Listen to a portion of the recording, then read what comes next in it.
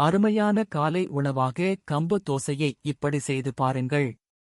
நம்முடைய உணவுகளில் மிகவும் பிரபலமான காலை உணவாக தோசை உள்ளது.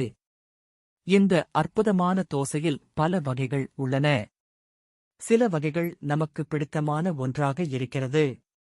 அதிலும் குறிப்பாக மொறுமொறு கிறிஸ்பி கம்பு தோசை பலராலும் அதிகம் விரும்பப்படுகிறது.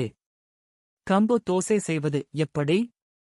கம்பு தோசை செய்ய தேவையான பொருட்கள்: கம்பு 1 கப், இட்லி அரிசி 1 கப், பச்சரிசி அரை கப், கருப்பு உளுந்து அரை கப், நல்லெண்ணெய் தேவையான அளவு, உப்பு தேவையான அளவு, வெந்தயம் 1 ஸ்பூன்.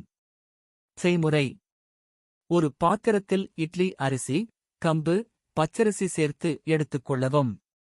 இதனை தண்ணீரில் நன்கு கழுவி தண்ணீர் ஊற்றி 5 மணி நேரம் ஊற வைக்கவும். வேறு ஒரு பாத்திரத்தில் உளுந்து மற்றும் வெந்தயம் சேர்த்து 4 மணி நேரம் தண்ணீரில் ஊற வைக்கவும். தற்போது கிரைண்டரில் உளுந்து மற்றும் வெந்தயம் சேர்த்து 25 நிமிடங்களுக்கு அரைக்கவும். பின்னர் இதனை ஒரு பாத்திரத்துக்கு மாற்றவும். அடுத்தது இட்லி அரிசி, கம்பு, பச்சரிசி சேர்த்து 30 நிமிடங்களுக்கு கிரைண்டரில் அரைக்கவும். பின்னர் இதனை உளுந்து மாவுடன் உப்பு சேர்த்து கலக்கவும். இந்த மாவை 8 மணி நேரம் அப்படியே அதை விட்டுவிடுங்கள்.